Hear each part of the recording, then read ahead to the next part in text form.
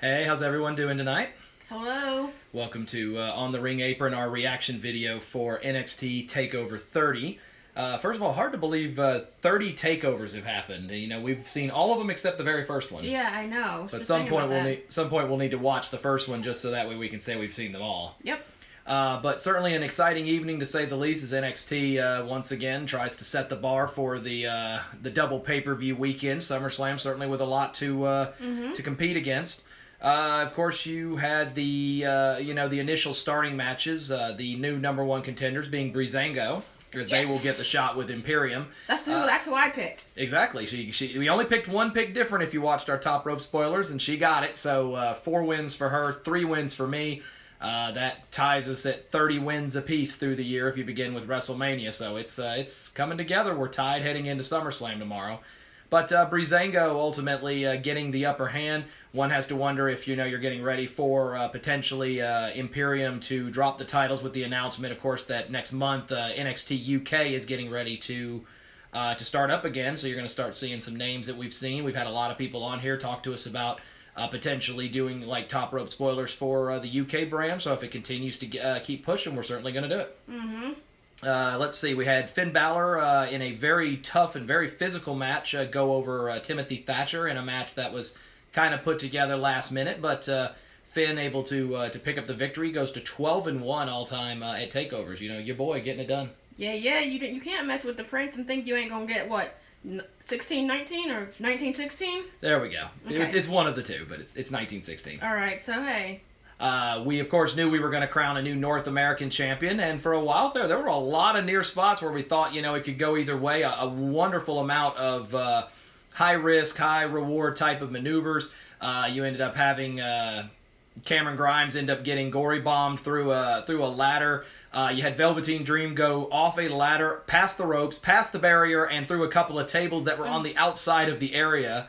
And then you had a nice little segment at the end where Gargano and Damian Priest both held the titles at the same time before Priest was able to knock Gargano off. So Damian Priest, the Archer, as we both projected, becoming the new North American champion. But I did like the fact that Candice came out to check on her man, and what we thought she had gotten hit with the ladder, it was whoever was like in the way of the ladder, so it wasn't her. Gracious, I was going to say, I hope Johnny is not going to hit his wife. That's already happened once. Let's not do that again.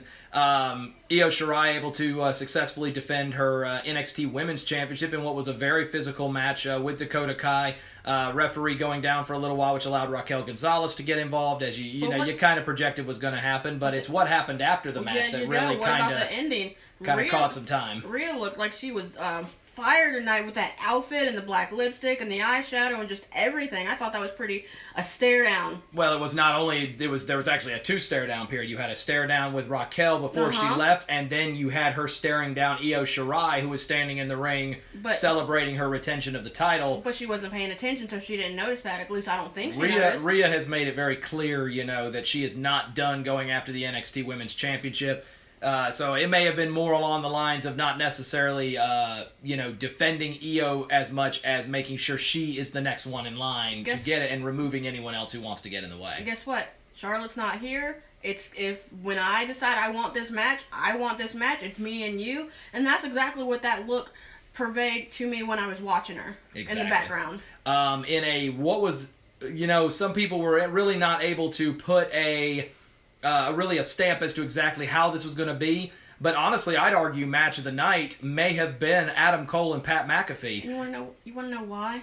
Because you were in the bathroom the whole time? I freaking was. Like, literally just... Didn't watch a second of it past the intros. I watched the intros, and then I had to just, go into the bathroom. I will say, even I was surprised, and it's rare, I've been watching for over 25 years, and for me to be surprised by anything that happens in WWE is really difficult, but I even was in awe and shock watching Pat McAfee, who, I get he's an athlete. I watched him for years playing in the NFL, but he was hitting moves and, hitting, ring jumps and everything else in this match that a person wrestling in his first match has no business even attempting, let alone succeeding at. Pat McAfee really earned my respect. He may never wrestle another match. I don't know if he's going to, come back full-time, but he definitely earned my respect in a match that he was up against one of the best that NXT has ever had to offer.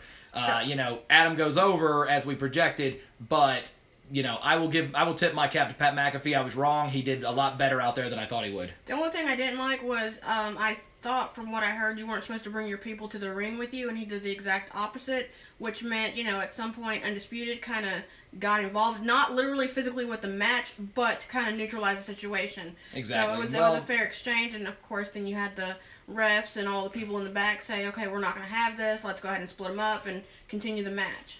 So, ultimately it was done for a spot, so that way McAfee could be able to do a flying flip off the ropes. Well, see, nobody saw him get up, though. I didn't see him get up. I didn't see him go out of the crowd. I didn't see him... the only time I saw was he, was flying through the air. I didn't see anything else, so I didn't even know if he was off the ground or not. And then we, of course, move into the main event where, unfortunately, we as fans now have to pray for NXT, as we do have a new NXT champion in the form of Karrion Kross. Keith Lee has stepped in there with the best of the best. He's gone toe-to-toe with people like Roman Reigns and with Brock Lesnar.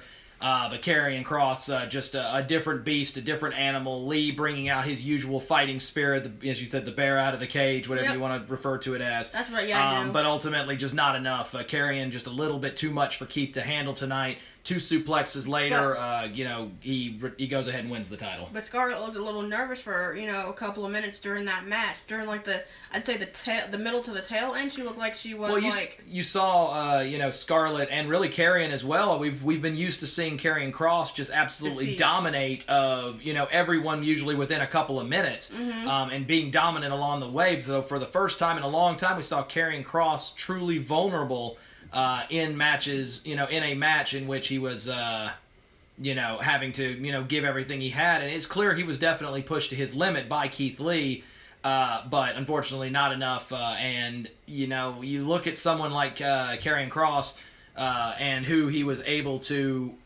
beat along the way, as well as the fact that he now beat Keith Lee without, any shenanigans, without anything else. It was a legitimate, clean victory. Yep.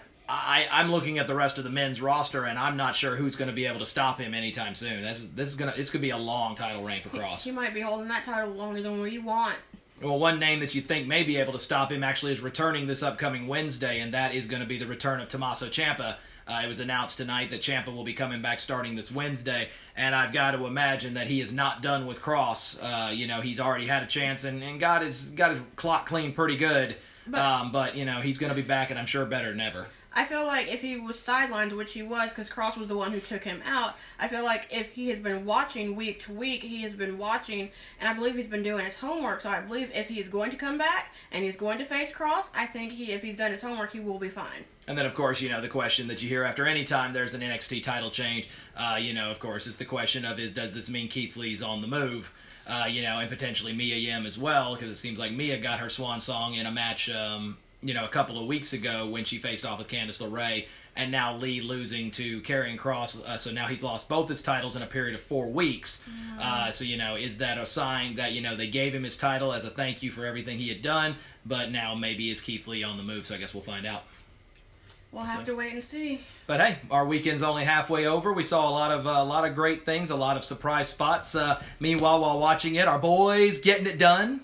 So for those of you that are soccer fans, Atlanta United 2-0 tonight over Nashville FC. So we're able to to celebrate that as well. So our oldest out there extremely happy with both the pay-per-view and with his soccer club's result. Maybe not so much with the main event. Yep, unite with it. That's right.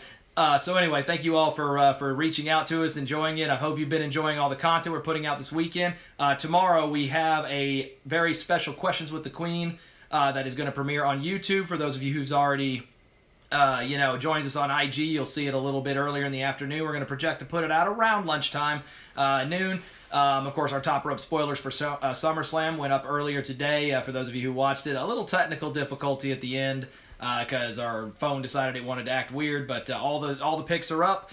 We'll see how we do, because somebody's got to break this tie. And let's not forget, we mentioned a contest, this week, where we said whoever can come up with the best design for our top rope spoilers will be getting they will be getting a chance to actually help us do our picks at some point in the future. So whoever that is, we're wishing you the best of luck, and we can't wait to see all the designs. So if you're good at graphic design, or you're good at creating computer logos or whatnot, give us a hand, because we're offering a chance to be a guest picker on our show in the future for anyone who's willing to take a little bit of time to help us out. But anyway, enjoy the rest of your evening, and we will see you guys tomorrow for SummerSlam. See you later. Bye. Have a good night.